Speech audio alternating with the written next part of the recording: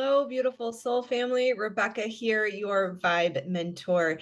And this is a place for conscious, purpose-driven entrepreneurs who are looking to remove the blocks that keep them from their purpose and manifesting abundance. Welcome, welcome, welcome. I love you all so much. I'm so happy you're here. Thank you for being here and being part of the community. It truly is an honor and a blessing to be of service in this way. And if you would like to join your community and get to know your community even more, the members of this community are our soul family, and we are gathered in a place called the New Earth Construction Team Community. There is a link below to join if you'd like to join us and get to know us, see us, talk with us at live every Friday afternoon. We either do live brain spotting sessions for healing, or we go through course content, or we even do member makeovers or have guest speakers. So if you would love to join us there, we would love to have you at a very low, accessible cost of $20 a month. It is my goal and my mission to make healing possible and stepping into your purpose possible so that we can together manifest the new earth. All right, so if you have ever struggled with taking responsibility for other people's feelings, then this video is for you. This is a common trauma response. If you struggle to know your value and worth, if you struggle to find your purpose, if you struggle to find what brings you joy, if you have sort of that subconscious block that you just can't quite figure out, right? It hangs out in your rearview mirror, then this video is for you. We are going to cover why. There are 5 reasons why we take responsibility for people's feelings. There are 7 downfalls to taking care of, or taking care of, or feeling responsible for how other people feel. And there are 11 ways or 11 steps that can assist you in stopping this habit. All right, so I know that's a lot of numbers, but I want to let you know what's coming. So let's jump into why do we do this? So number 1 is we have been taught in some way, shape, or form, some theme or flavor of you don't matter. That there is a pervasive issue globally. Traditionally, it's been called complex trauma in psychology, but ultimately it is the way of the world right now. It is the human condition that we have been led to believe there was something wrong with us when we were children, that we are different, we don't belong here, we don't matter if we don't fit in. There's so many different facets or flavors of how this can show up, but the general theme is you are separate from all that is, therefore separate from your creator, and somehow that you don't matter, that you are just one in a billion and you are an annoyance. And this is simply not true. The tricky part is it hides out in your subconscious programming.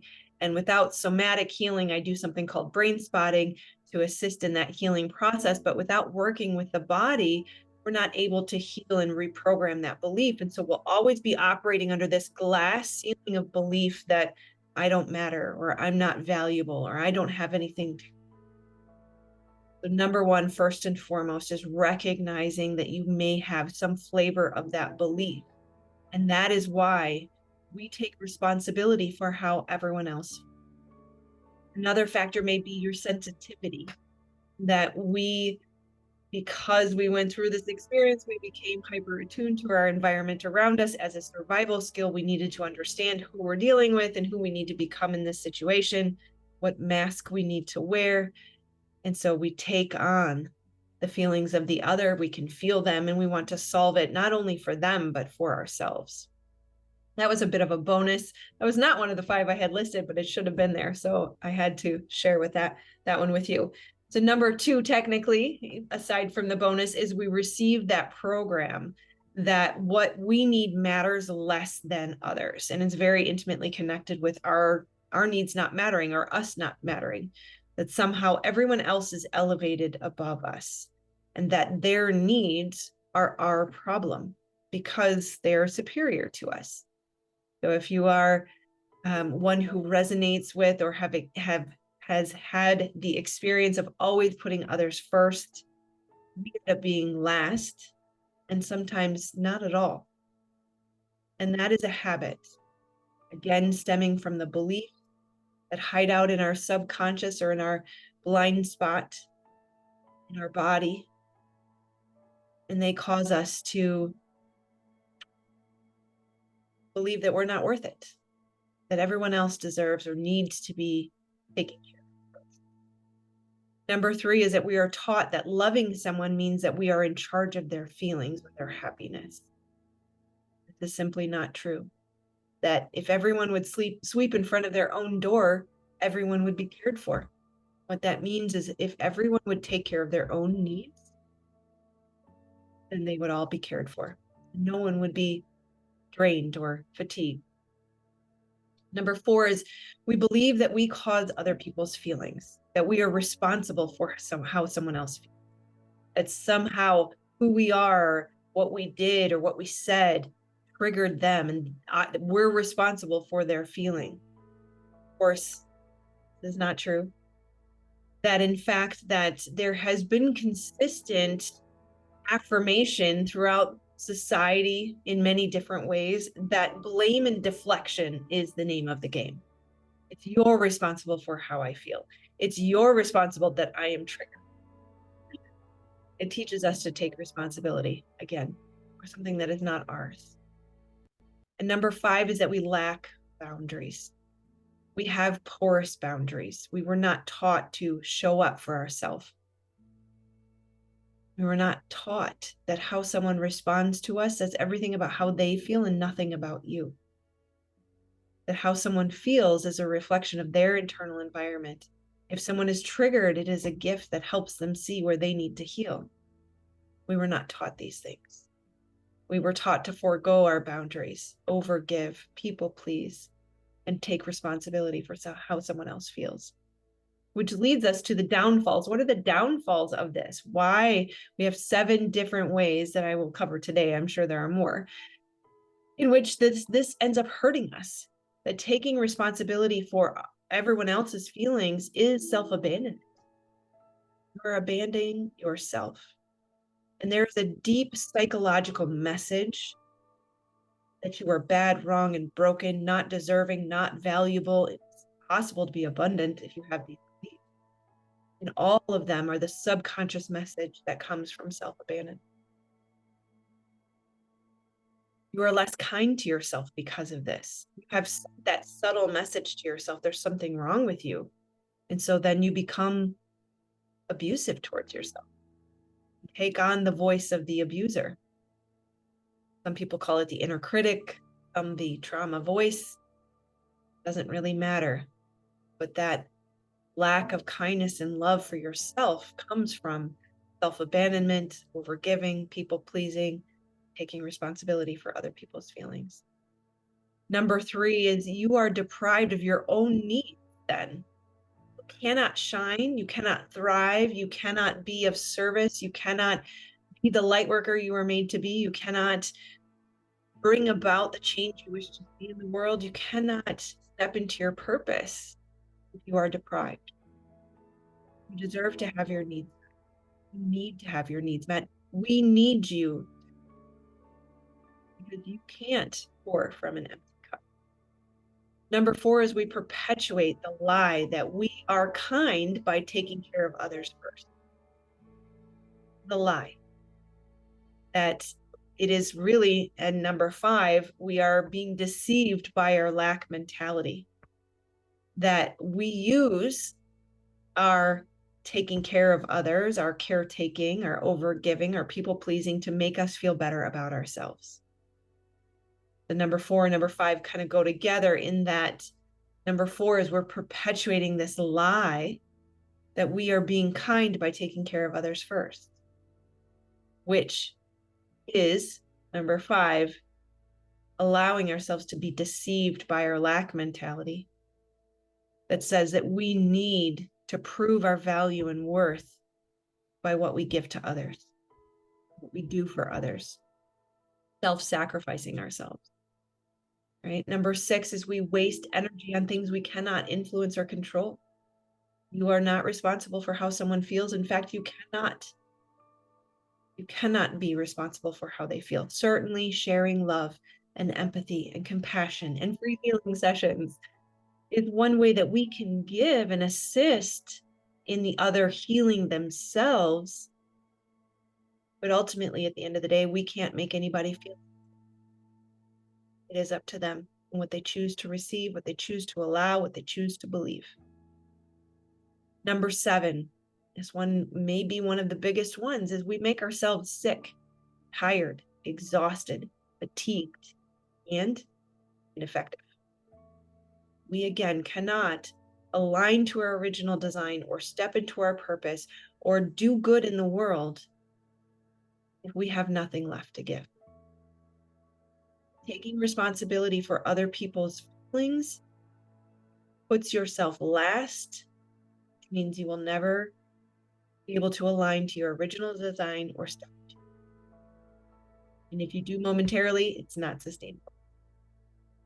And then finally, let's get into the how to stop, right? We don't want to do this anymore. So 11 ways that we can stop doing it. Number 1, recognize we're doing it. Acknowledge, be honest with yourself. Raise your hand. I do this. I have done this. I did this for so many years of my life. Made myself sick. Autoimmune disease is one of the most common illnesses as it relates to people with complex trauma or taking care of how other people feel, being responsible for everyone else's happiness. Number 2 is acknowledge that it comes from a place of lack. We have to, again, be honest with ourselves. We have to acknowledge that I do this. The wounded ego is so sneaky, so sly. It sneaks in there and it said, if I overgive, if I solve your problems for you, then you'll see how good I am. Then I can feel valuable and worthy. Then I won't have to feel your discomfort anymore. I can quiet my hypersensitivity by fixing your problems for you so I don't have to feel discomfort. Ultimately, it is selfish. And that's hard for us to hear. When we are tender, soft, caring, good-hearted people who want to do the right thing, the last thing we want to hear is that we're being selfish. Could have swore I was doing a good thing. That's okay. Just acknowledge it without judgment. It's just a good reason to stop doing it. Right? Number 3, catch and replace. Catch and replace. It is the name of the game. Brain is the control tower of your life. Imagine it like a Tesla tower, just emanating frequencies and vibrations of creation. And what is prevalent in your life is from your internal environment. As within, so without. You are a creator. You are creating your environment all the time. Now, again, be gentle on yourself. Don't beat yourself up, because what you see right now is just an echo of the past when you didn't know better. When you know better, you do better. Thank you, Oprah. Right? So catch and replace. Number 3 is catch and replace. So notice the thought that says, I need to help this person, and then replace it. By helping that person, I'm actually enabling them. I am preventing them from growing. In fact, allowing them to work through their problem on their own teaches them how to heal, makes them stronger. Jordan Peterson says we should never do anything for anyone else that they can do for themselves. It causes muscle atrophy. Okay? Catch and replace those thoughts and desires. Notice the need and really go within and do your own internal work. Ask why 5 times to get to the bottom of what's driving that need to take care of how everyone else feels. Number 4 is reframe. Find a new perspective. Recognize that you are hurting yourself and them when you are helping. You are actually not helping. So start to integrate that new perspective and that new story, that new meaning making. Number 5, set boundaries. We've talked about this. Definitely check out the nonviolent communication video. If you are planning on setting boundaries with people that you have had porous boundaries with before, you will need to recognize how to communicate that from a loving, empathetic place. Right? Number 6, nonviolent communication. Check it out. Number 7, remember that you cannot change people. No one will change until they are ready to change and they make efforts to change, all on their own. We can use that nonviolent communication strategy to observe how the situation is going, let them know how we see it, express our feelings, acknowledge our need as well as their need, and then ask for those needs to be met. But we cannot change them. Lead a horse to water, you cannot make them drink. Number 8, catch toxic self-blame. Notice that the inner critic will try to beat you up throughout this video or even throughout the correction of this behavior going forward, but do not ever allow any amount of negativity in your life, period, from yourself or from anyone else. It does not serve a single beneficial purpose. Beating yourself up will never produce progress. It has been a perpetuated lie as many. Okay. Number 9, identify the limiting beliefs and that perpetuate the habit. So likely there's something, we talked about this earlier, right? The belief that I'm not enough, the belief that I'm not worthy, the belief that I have to earn my value and worth, the belief that I have to earn respect. There are many beliefs, and I don't have time to go into all of those. Search my channel. There are many videos that talk about beliefs, because that really is the foundation of everything in life. Okay. Number 10, identify your needs. Spend time asking yourself, what do I need? Give yourself a hug. What do you need right now? Be your own best friend. Be willing to meet them in resourceful ways, because what has been happening is an unresourceful method to meet your need. And so now the need still exists. We'll need to find a healthy, resourceful method to be able to meet that need going forward. And that is number 11, meet your needs. Acknowledge what you need. I will be honest, great example. I live in the Midwest. I live in Wisconsin. It has been gray for going on 2 months now. We're lucky if we get sun for one day for a couple of hours. I personally need sunshine. I have declared out loud, I need sunshine. This place is not supporting me. Therefore, I am ready. So let's go meet that need. God, source, divine creator, universe, show me how. Show me where to live. I'm ready to move if that's what it takes.